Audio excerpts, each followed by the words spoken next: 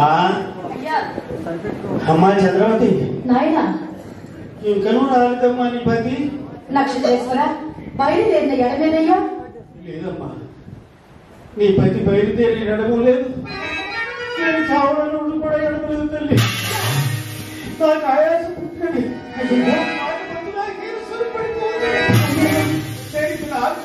చావలసిందేనా అయినా నా దగ్గర లేకపోయినా అమ్మా అమ్మా నీవే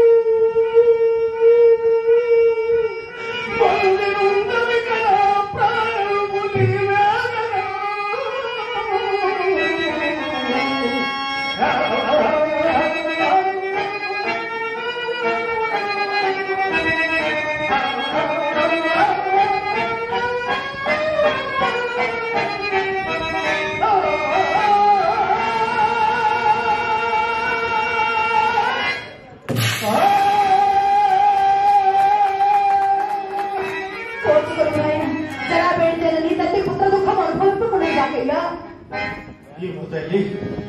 నా ప్రాణానికి ఎంత కావాలి, నా కాళ్ళు బతుకులు పెట్టి పచ్చి పుండులో లేవని సరికదా చావసిద్ధముగా ఉన్న వారికి అమ్మా. ఒక్క విషయం తల్లి, ఉన్నదన్నట్టు యథార్థం చెప్పు తల్లి. అమ్మా నేను ఇప్పుడు బ్రతికే ఉన్నాను తల్లి. అదేం మాట్లాడినా నేను ఇప్పుడు స్వయముగానే మాట్లాడుతున్నావు కదయ్యా. ప్రాణము ఉన్నవాడు మాత్రమే మాట్లాడగలను నాయన నక్షత్రేశ్వర. అది కాదమ్మా నా సతేను, నేను స్వయంగా మాట్లాడుతున్నాను కానీ మా నాయనమ్మ చెప్పండి నాయన నీవు మాట్లాడుతూ మాట్లాడుతూనే ఉంటావు, నీ ప్రాణాలు పోతాయి.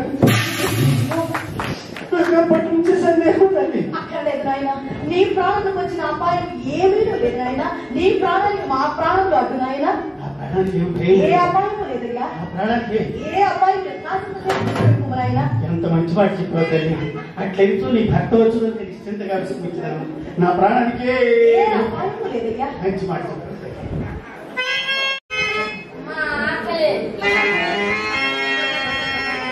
నా తండ్రి నీకెంతటి దురవస్థ వచ్చనురా.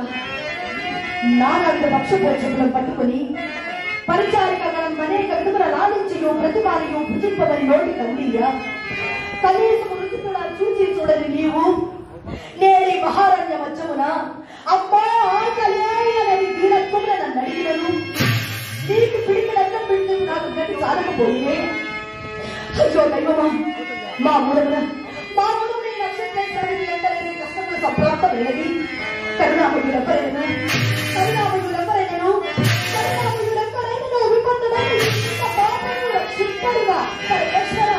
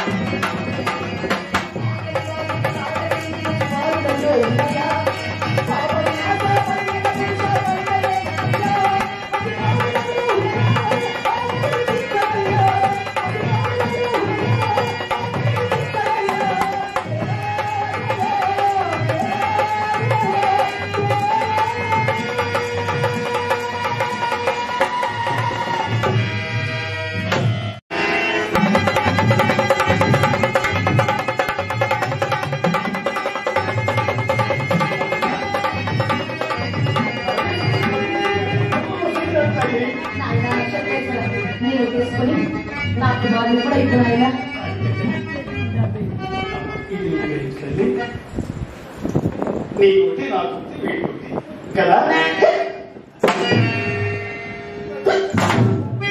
నాయన ఈ కదలే భర్తలు తినే పరిస్థితిలో ఉంటున్న తల్లి కొంత తండ్రి దాశక్తి నీరు చూపించు తల్లి.